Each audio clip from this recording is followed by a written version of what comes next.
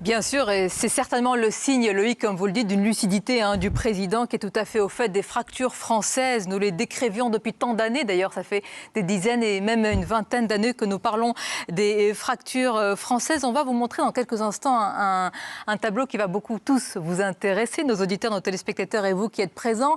Avec qui souhaitez-vous une cohabitation si elle devait avoir lieu? Puisque le troisième tour, le voici. Regardez ce tableau. Avec qui souhaitez-vous qu'Emmanuel Macron fasse une cohabitation? 44% pour Jean-Luc Mélenchon, 8% pour Valérie Pécresse, 46% pour Marine Le Pen, 2% qui ne se prononcent pas. On voit une quasi deux blocs finalement. Ce sont finalement, et d'ailleurs il n'y a aucune surprise, Manuel Bompard, les deux opposants à Emmanuel Macron qui vont se disputer cette place de premier opposant évidemment ce soir et pour les 5 années à venir. Oui, il y a 3 blocs qui ont émergé du premier tour de l'élection présidentielle, qui d'ailleurs, si vous les additionnez, faisaient à peu près entre 10 et 11 millions de voix, autour de 11 millions de voix au premier tour de l'élection présidentielle. Donc maintenant, la question va être de savoir qui va arriver dans la campagne des élections législatives en convainquant. Et en convainquant un 4e bloc dont on ne parle pas ici, qui sont les personnes qui ne sont pas allées voter. Il faut rappeler quand même que ce soir, on est sur un record d'abstention depuis plus de 50 ans dans l'élection présidentielle.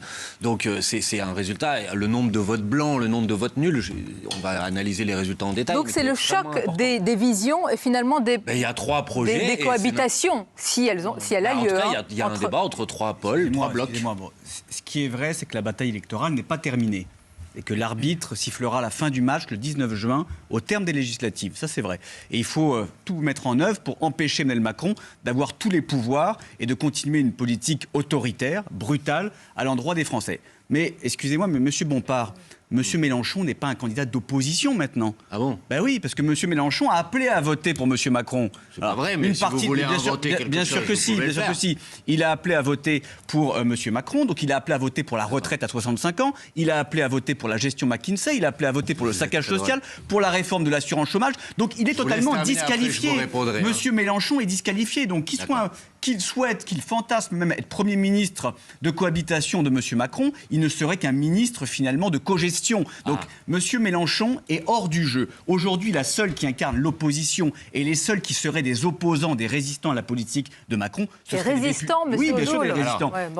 Les députés du Rassemblement national seraient les seuls à pouvoir se qualifier d'opposition. Certainement pas M. Mélenchon. Je vous ai même pas coupé malgré vos bêtises. Premièrement, le sondage qui vient d'être montré démontre que peut-être que vous pensez ça, mais c'est pas ce que pensent les Françaises et les Français. Premièrement. Deuxièmement, c'est un sondage. Le résultat de ce deuxième tour démontre qu'effectivement Mme Le Pen a très bien joué son rôle. C'était sans doute la seule qualifiée au deuxième tour qui pouvait permettre à Emmanuel Macron, vu comment il était rejeté, de conserver le pouvoir. Et ça, c'est grâce à vous. Ça fait 2 fois. Grâce à vous, à 2 reprises, Emmanuel Macron a réussi à remporter le pouvoir dans cette 5e République. Donc vous voyez, il y a les opposants qui sont les opposants coriaces, féroces, et puis il y a celles qui servent en fait d'assurance du système. En tous les cas, le troisième tour, il a déjà commencé.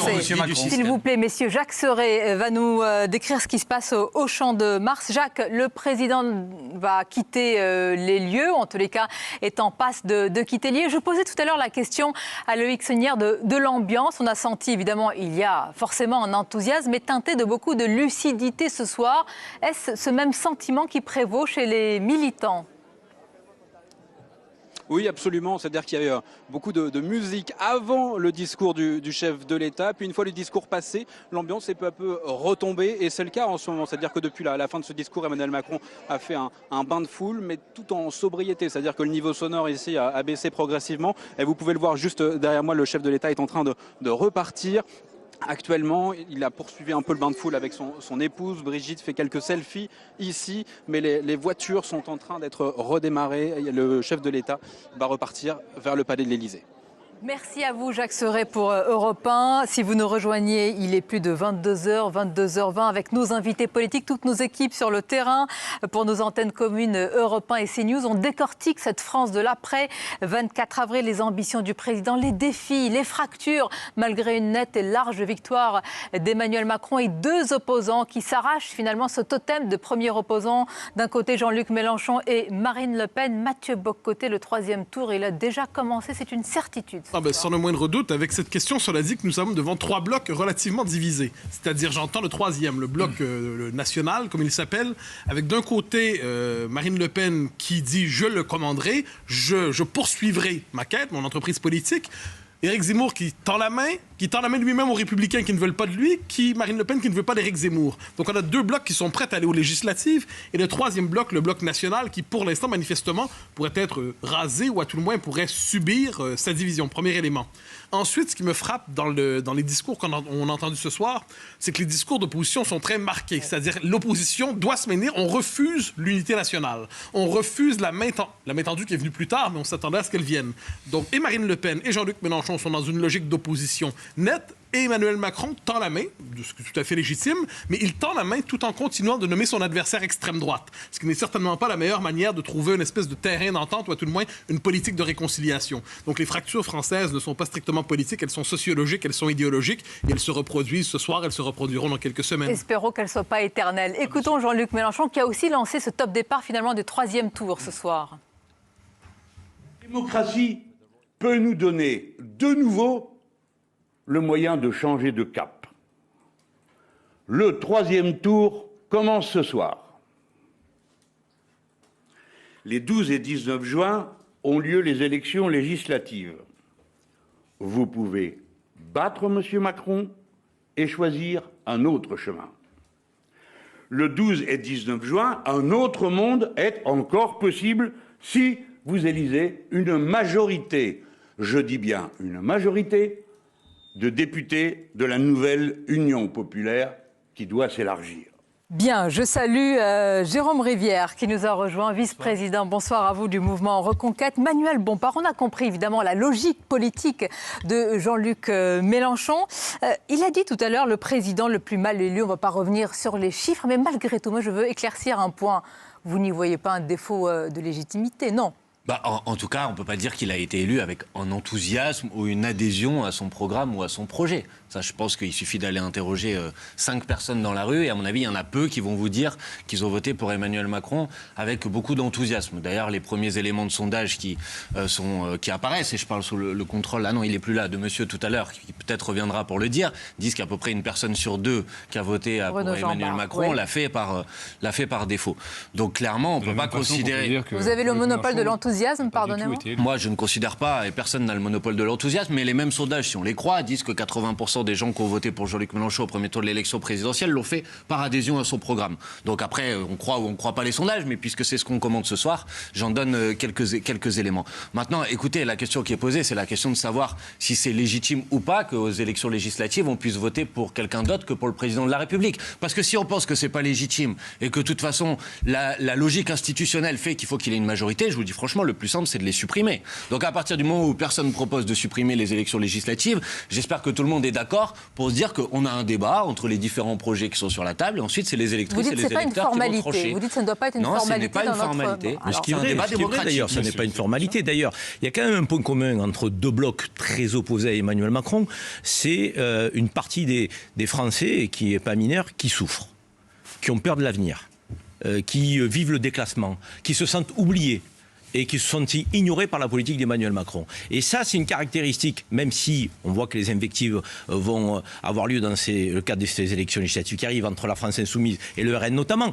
chez les électeurs de ces 2 blocs, il y a des Françaises et des Français qui ont des fins de mois difficiles. Et quoi, c'est le bloc élitaire contre le bloc populaire? Il y a une France qui va bien, et il y a une France qui va très mal. Mais c'est pas vrai de dire qui va pas. Mais si, c'est une réalité sociologique. Regardez ce que Denis Jambard nous a dit. On a des jeunes qui ont peur de l'avenir. Et ces jeunes, ils ont peur de l'avenir, mais ils ont peur de quoi? Ils ont peur aussi des réformes sociales, économiques injustes. On a socialement des catégories socio-professionnelles plutôt en moins de 2 000 €. C'est quoi ça? 28% des ça Français s'appelle quoi? Qui ont voté pour Emmanuel Macron au premier tour. Il n'y a pas 28%. C'est pas les catégories aisées dans leur uniformité qui ont voté pour Emmanuel Macron. Non, mais vous n'êtes pas partie de la jeunesse en tant que telle. Ni de la jeunesse ni des ouvriers. Mais pour le coup, c'est un constat. On peut aussi le dire. Je rebondis à ce que disait tout à l'heure Mathieu Bock-Côté sur les fractures générationnelles. Moi, ce que j'ai vu, et d'ailleurs, j'ai jamais qualifié l'extrême droite. J'ai jamais utilisé ces arguments-là en politique. Parce que je crois que ça ne marche plus. La plupart de la jeunesse ne connaissent même pas Jean-Marie Le Pen. Ne sont pas référencés à ça. Vous voyez. Et par ailleurs sont très engagés sur le plan politique, ont envie de solutions politiques sur la santé, l'éducation, la transition écologique. Ce que je veux dire par là, c'est qu'il faut regarder ça avec beaucoup de lucidité, vous l'avez dit, mais il ne faut pas penser, en tout cas moi, dans l'électorat qui a voté Macron au premier, deuxième tour, il y a plein de gens qui sont modestes, il y a plein de retraités qui sont modestes. Et pas majoritairement, reconnaissez-le.